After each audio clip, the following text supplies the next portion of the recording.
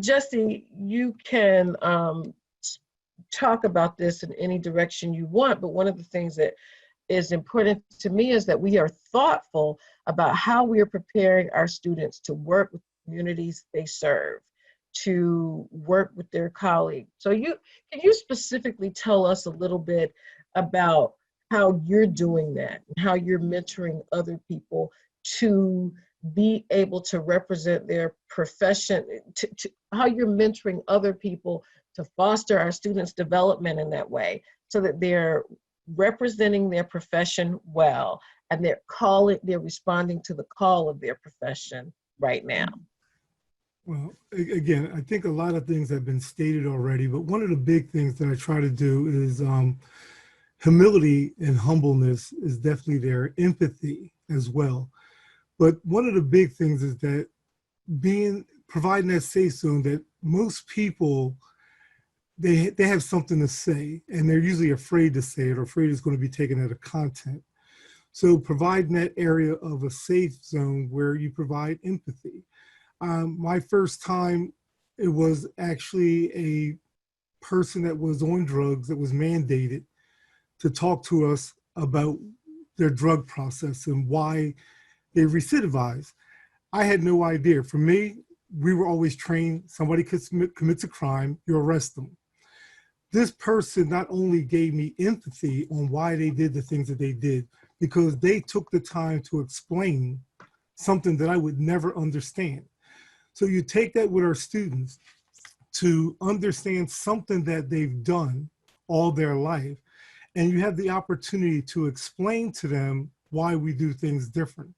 I've had international students that sometimes when we teach them, they also have things to teach us back, and we need to be open to learn from them as much as we're trying to give them. So it's a two-way street where we're not just giving one way, that they have a lot to give us from their culture. So in taking that also applies to our leadership role. So that when I learned empathy from that young lady that was in the street selling drugs, doing drugs, I was able to take that empathy back that I learned from her and apply it to my officers, to my policies, and how every people operated within. So every time I learn something new from a student, I'm able to reapply that back into my classroom. Mm-hmm. And then also give them a voice, because most people get frustrated when they don't know how to explain something or they think that they're not being heard. So by giving them that avenue, an opportunity to be able to discuss and be open and willing to learn from them, it starts to build onto them that whole object. We're learning to do good for nothing. I'm not looking for anything from them. I'm learning to do good for nothing, and they're not expecting anything from me, but just to be able to hear their words and listen. And you pick that up from having a lot of sisters too. Sometimes we just need to shut up and listen and understand that fact that we're not there to fix everything, but just to listen and give them the opportunity to say what they need to say. Jesse, you know what? That is one of the challenges that I hope I'm learning. One of the things I hope I'm learning is that, there are times I just don't have all the answers. And one of the things that I think has allowed me to be successful in my role here is acknowledging when I don't have the answers and working with the person who's really invested in a good solution to come up with something that's the right solution within the framework of where I think I'm working and what has to be, right? And so that has taken so much pressure. I always tell people I became a better counselor when I walked into every session deciding I knew nothing and had none of the answers. And I listened to my client tell me where they wanted to go, and I helped them evaluate the choices and consequences at each stage in the process of their journey. And so, when I think about how I interact with people, it is important for me to not succumb to the pressure of people thinking I'm supposed to have answers and stop and say, what do you want to get out of this? And then we can start talking about potential solutions. Ben, Dr. Dixon? Yes. If I can just follow up with you and Jesse, one of the things I think is important is the word you used was listening. And what I used to tell people when I worked with clients and even with some of my students, it says, God gave us 2 ears and 1 mouth, meaning we need to listen more than what we want to talk, because sometimes we're so anxious to get our point of view out. We're waiting for the person to stop talking so we can start Yes. telling them what we want, that we don't stop to say, okay, wait a minute, let me process what they said first before I respond. We're ready to respond. We already got our response ready before the person's even finished with their dialogue. So, you know, like Jesse's saying, you know, what you did with that client, Jesse, you listened to what she was saying, then you responded. And that's important when we're talking about cultural humility or talking about working with people who are different than we are. We need to be able to listen to their story, listen to their about their culture, listen to about their life. Because when I talk to students, I said, I come to this world, and you know, my rose-colored glasses are being a Black male in America from a major city, urban city, and that's who I am. So I don't know what it's like to come from small Mayberry, USA.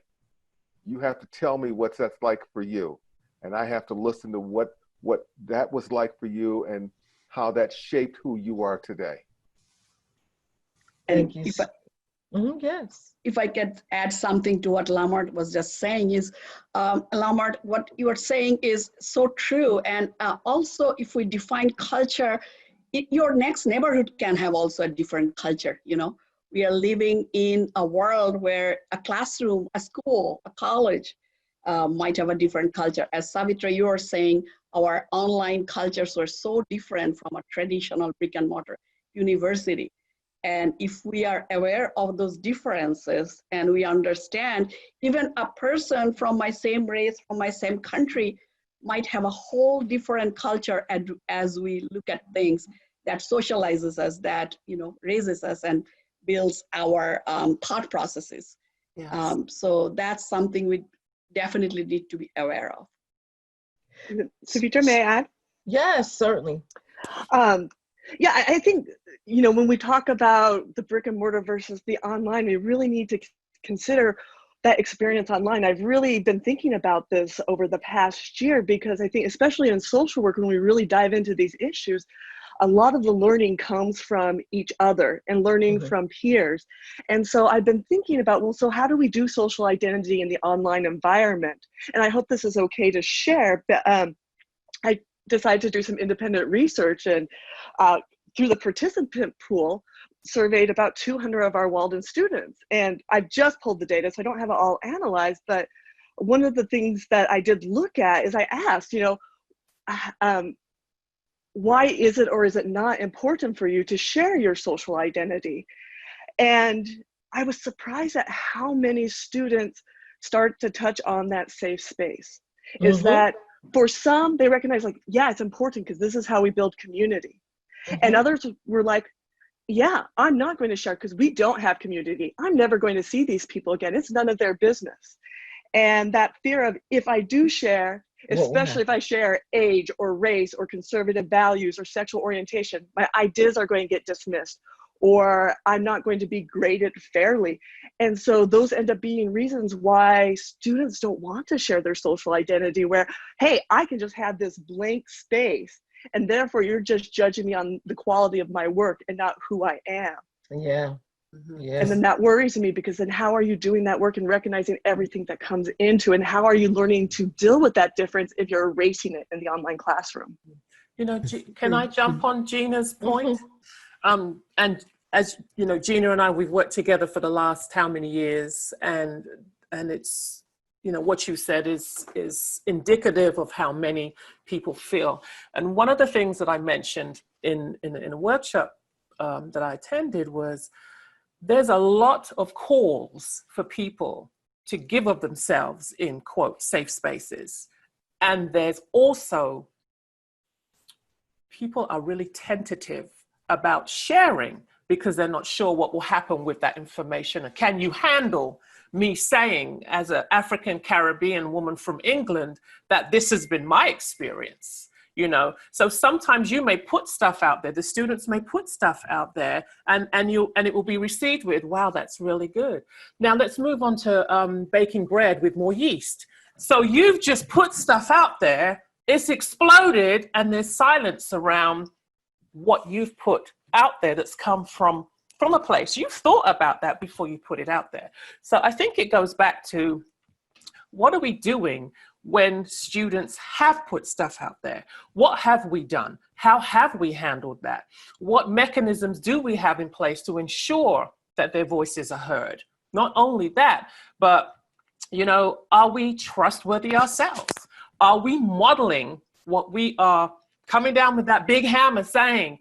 Are we living it? Are our students at the table contributing? Are our faculty at the table at different levels contributing their expertise in this season? So we have to understand that every one of us, we're weary, we're concerned, we're not sure, but we want to ensure that we contribute to the greater good and social change. But we've got to acknowledge that there's some feelings based on my experience and how I've been dealt with by people I know, and vice versa. Let's begin with those honest conversations in-house and be intentional about cleaning up, because it's like when you sit there hearing the preacher preach and you know what he's been doing or she's been doing behind closed doors, it takes away from the value and the message. So let's get the messaging right by getting that mirror, like Michael Jackson says, I'm starting with a woman in the mirror. In order to be, he says man in the mirror, but I said woman because it's who I am. Let's begin there. That's how change comes about. It's who on earth am I and what is my impact? And is it positive, negative? And begin there. Seek help. Go to someone who can help you say, you know what, Kath, I think here's some things you need to think about before you consider doing so and so. So we need to get that feedback so we can make our journey a realistic one and be that true agent of change. Savitri, yes, we're keeping you from jumping in now. You was doing all. I love that. You know, KG. You know, we're talking a lot about. It's about being, like you said, being the model or being what we want to see, and we've talked a lot on this call about training. And I love conversations, but what I also love to see come out of conversations is a call to action. And we talked a lot about training. What I'm learning as a result, and Jesse and I have a great relationship, being in law enforcement and as an executive in law enforcement for 27 years, and looking at this current crisis and everybody saying police officers need more training, more training, more training. There's tons of training in law enforcement departments all over the country. What I'm starting to see is there is a difference between training and learning. And what we really don't need is more training academies. What we need is more learning academies, because learning leads to doing, and doing leads to change behaviors. And so what I'd love to see as we talk about cultural humility is move to having more learning sessions that lead to change behavior versus watching a video, clicking on a couple buttons, and you don't even remember what you just watched in the video, and you go back to doing your classroom the way you've always done it. I would rather see learning take place that leads to behavior change. And then I'm gonna keep coming back to Brett as he's looking to increase our numbers in this university. As we do webinars and television ads and all that other stuff, the best marketing tool we can have is the intent to endorse by our own students. If we treat them right, they will market for us. That's right. When they go to residence and you start getting calls to be a chair on 10 other committees. It's like, how do you know about me? Oh, your student was at the residency. It's the intent to endorse if we treat our students the way they should be treated. So, learning. I agree. So I want to ask a question that's somewhat related to part of what you all have been saying. In the last couple of months, one of the things I've been challenged with, Benton, is whether or not I'm saying the right thing. And I feel like there are a lot of cultural brokers who will say to me, I'm not saying the right thing at different points, and things silence me. And what I've started to discover is that there is a difference in who I am, as in my experiences as a middle-aged African-American woman with the experience of young African-American people. So there are some different attitudes about things and approaches. And it just kind of brought home the point to me, Benton, so you know the question that's coming to you, about how dynamic the world is. And as someone who's been a student of this conversation from the point of appreciating diversity in the 90s to where we are, to accepting diversity, to developing cultural competence to where we are today of cultural humility, it's a lot to keep up with. I will tell you a quick story before I turn to you. We had a former colleague was here in my state presenting, and I was so excited about going to her session. And it was a session that was primarily about sexual orientation. This happened maybe like 6 or 7 years ago. And I walked in and they were talking and we were in small groups, and one of the people in my small group looked at me and referred to me as cisgender. And I was like, what are you talking about? What is that? No, I'm not. I wasn't keeping up with the language. And now I see people writing Latin X and folks with an X. And I'm like, what does that mean? My question to you, Benton, is how do we move in a dynamic society where as educators, when we're trying to help our students, when things are changing so rapidly for us, how do we work through those changes? The first word that came to my mind was fear, because everything all over the world, I think, but specifically in America, I think that any new group or any change has been met with fear. Like, what is that going to do to me? How is it going to change me? How is it taking away my rights somehow? Sometimes people project that. At least I know I projected that on myself. So I'll be vulnerable and give a couple of examples of change. One change that has happened in my lifetime is the increase of Latinos in the nation. So now they are the largest minority group. And one of the fears that I had as this was happening was, what's going to happen to Black people? We enjoyed attention because we were the largest minority. Now, are we not going to get attention? Are they not going to care even more because now Latinos are, right? And so I'm like, well, what's that fear about, right? The other fear was that I worked through was with the Muslim problem. In my church, Muslim was this evil thing. And they would really preach and teach on it, and this evil and wicked, all these things, right? And so as laws were beginning to change around the nation, some people would say, well, the Muslims are coming in and they're changing the laws and they're putting their culture, their stamp into the laws, and this is bad. And so there was this fear of change, and this dynamic change was happening, and this fear was being instilled until I started asking questions. What's that going to do? Maybe it's better. Maybe some of the laws that they're bringing in or whatever that people might think, maybe that's better. The Latinos will bring a different perspective that I'm going to really like. And so I started looking at some of these things like, wow, there's other people bringing up similar issues that we're having. So now the base is bigger. So now this is helping.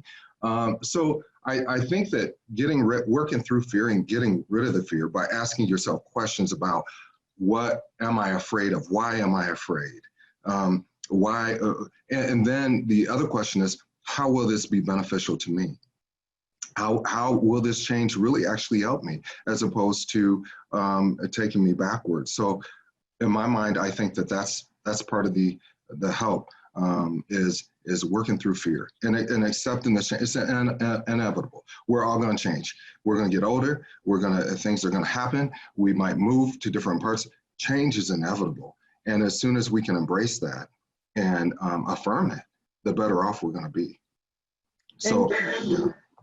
So that's your advice to me in that regard, to really be thoughtful about how, I guess that's the other part of humility, right? Is to accept that I am not all knowing. about this, and that my learning is going to be evolving for a lifetime, that it's not someplace where I'm going to feel like I've arrived, because society will always change and I need to be open to the possibility, the real possibility that I may wind up benefiting from learning something from engaging in this learning process. And let me add this real quickly too. I found out, I did a presentation on working with Muslim families. And one of the things that I found out while I was studying for that was that we used to say this was a Christian nation, that this was founded as a Christian nation. What I found was in the National Rotunda, somewhere in one of those national rotundas, mall or something, the founding fathers had put the founding principles or the guiding principles of America in the rotunda, right on the ceiling. And when you look, there's all kinds of symbols up there. One of them was the Quran. It was actually part of the founding of America, were principles from the Quran. So it was really interesting, as we, like you said, as facts change, and then they should change us and our identity or our definition of what and who we are. I like that nugget. I like that a lot.